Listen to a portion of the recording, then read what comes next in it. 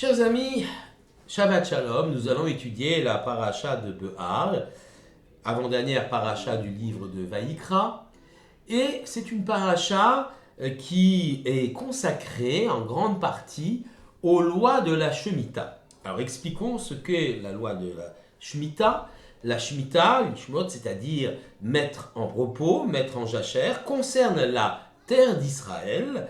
En effet, tous les 7 ans, les agriculteurs juifs devaient mettre en jachère la terre d'Israël. Cette loi ne concerne que les terres du pays d'Israël. Ça ne concerne pas les terres agricoles de l'ensemble, j'allais dire, du reste du monde. Il y a donc nécessité de ne pas labourer, semer, de laisser donc reposer cette terre, c'est ce qu'on appelle le Shabbat de la terre. La plupart des travaux des champs ne sont pas autorisés, si ce n'est peut-être quelques travaux de maintenance.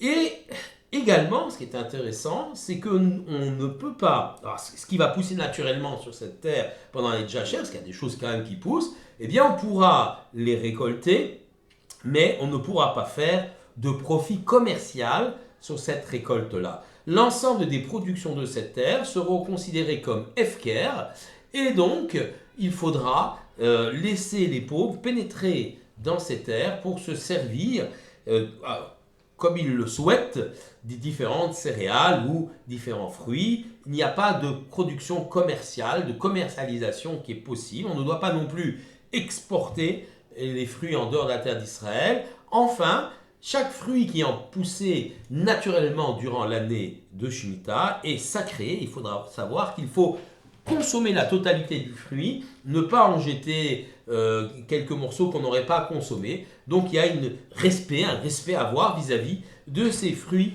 de la Shemitah qui ont poussé naturellement.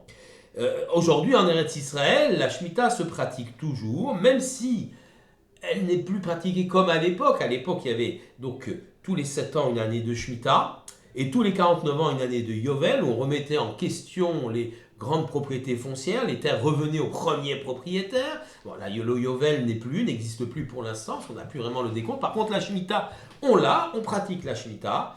Alors, comment ça se passe en Israël ? Il y a 2 écoles. Une école liée au grand rabbinat qui dit, bah voilà, c'est pas simple, on va vendre les terres à un non-juif, comme on ferait d'ailleurs la vente du Hametz pendant Pessah à un non-juif, et on les récupère après. Or, la loi de Shemitah ne touche que des terres sur la terre d'Israël appartenant à un juif.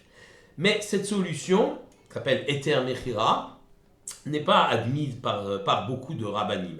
En fait, elle a été mise au point au début du XXe siècle, par le grand rabbin Hanan Spector de Kovno, qui avait écrit aux pionniers existants, déjà cultivant la terre en Israël, kibbutzim religieux, de pratiquer ainsi la vente des terres, parce que c'était un petit volume de terre, parce que aussi c'était pas possible, on n'allait pas survivre, donc il l'a permis dans un cas bien précis. Et certains disent, on ne peut étendre ce Eter Mechira, cette vente des terres, à toute la terre d'Israël. Donc ceux qui n'acceptent pas cette méthode de vente des terres, qui permet effectivement de cultiver comme si de rien n'était la terre d'Israël, ont une autre solution, ce qu'on appelle au Tsar Beddin, c'est-à-dire que le Beddin, le tribunal rabbinique, rachète la production qui a poussé naturellement pour la revendre au prix coûtant. Et ça, donc, ça permet, au prix coûtant, au prix de ce que ça a coûté pour la récolter, la transporter, la stocker, etc. Et ça, c'est possible, donc les gens, n'importe qui peut acheter cette production, censée être moins chère, et ainsi, effectivement, on arrive à respecter la Shemitah dans l'aspect de l'interdiction de commercialisation des fruits qui ont poussé donc naturellement. Mais revenons à notre paracha. Il est écrit Vaïdaber Hashem el Moshe lemor. Moshe parla donc Hashem parla à Moshe Behar Sinai lemor, sur le mont Sinaï en disant. Donc il y a cette dimension du mont Sinaï qui est très importante. On va donc répéter cette idée que les choses ont été dites au mont Sinaï. Alors Rashi insiste particulièrement sur le terme Har Sinaï, mont Sinaï. Behar Sinaï, le titre de la paracha, c'est la montagne, Behar Sinaï. Rashi pose la question, quel lien existe-t-il entre l'année de Shemitah et le mont Sinaï ? Première question, pourquoi toute cette paracha consacrée à l'année de Shemitah, comme nous l'avons expliqué, commence par le mont Sinaï. Après tout, toutes les parachutes ne commencent pas par le mont Sinaï. Il répond de la même façon que la Shemitah, dans ses principes et ses détails, a été enseignée au mont Sinaï. Donc de la même façon que la Shemitah, dans ses principes et ses détails, jusqu'à toutes les lois que nous avons énumérées, a été enseignée au mont Sinaï, Moshe l'a reçue d'Hachem directement.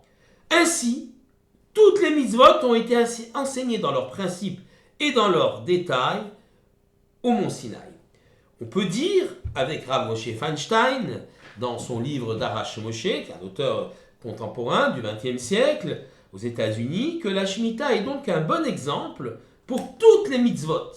La Shemitah devient, j'allais dire, une mitzvah emblématique de l'ensemble de toutes les mitzvot, à tel point qu'on puisse dire, avec Rashi, de la même façon que la Shemitah a été dite au mont Sinaï, donc il y a un caractère éminemment élevé et sacré de la Shemitah, dite au mont Sinaï par Dieu à Moshe directement, de la même façon, toutes les mitzvot ont été dites au mont Sinaï, et donc la dimension sacrée des mitzvot est comparable à celle de la Shemitah. Mais si on dit qu'effectivement, avec Rav Moshe Feinstein, la Shemitah est donc exemplaire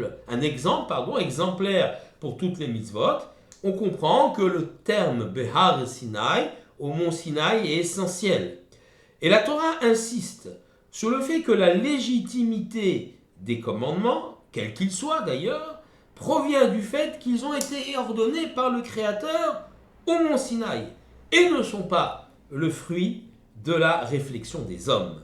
Le thème Behar Sinaï pose la base de cette légitimité. C'est au mont Sinaï, de la main même du Créateur, que nous avons reçu tous les commandements. Ces commandements, ces mitzvot, n'ont pas été élaborés au cours des âges par la réflexion, la logique des hommes, par tel ou tel dirigeant éclairé, par une assemblée nationale. Il y a ici un caractère divin de l'ensemble des commandements. Et en disant Behar Sinaï, c'est là-dessus qu'on veut appuyer. Que ce soit des commandements type religieux, j'allais dire, qui n'ont pas d'équivalent ailleurs dans les sociétés, ou des commandements sociétals qui, eux, trouvent leur équivalence dans d'autres sociétés, commandements étant là-bas élaborés par les hommes. Donc tout vient du mont Sinaï. Mais la question reste, pourquoi avoir choisi la Shemitah plus qu'un autre commandement comme figure, j'allais dire, élément emblématique de toutes les mitzvot? Alors, les règles de la Shemitah sont à cet égard exemplaires. Certes, elles échappent à toute logique humaine ou toute logique économique.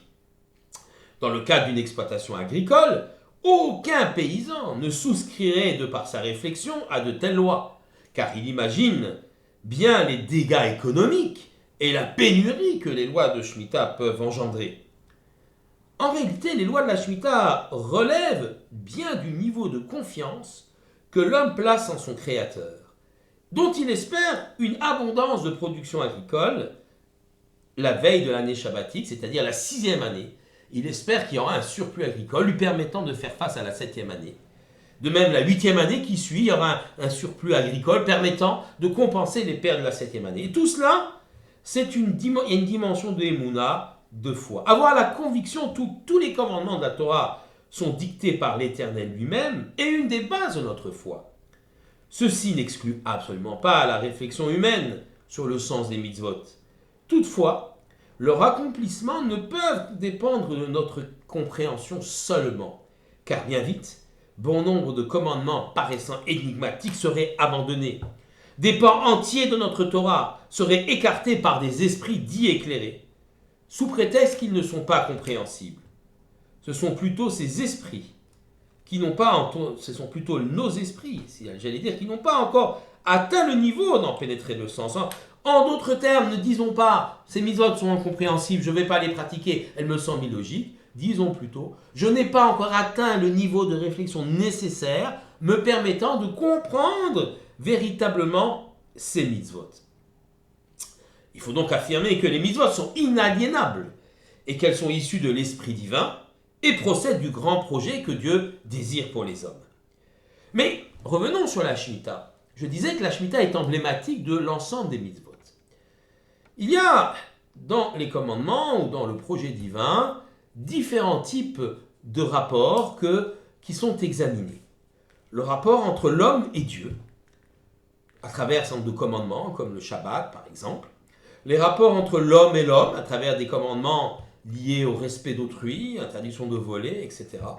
Et j'allais dire aussi une troisième, alors pas de commandement, cette catégorie-là, mais j'allais dire un travail sur soi-même. Quel lien l'homme tisse avec ses biens, avec le monde matériel, avec ce qui lui appartient. Va-t-il dominer le monde matériel ou va-t-il dominer par lui?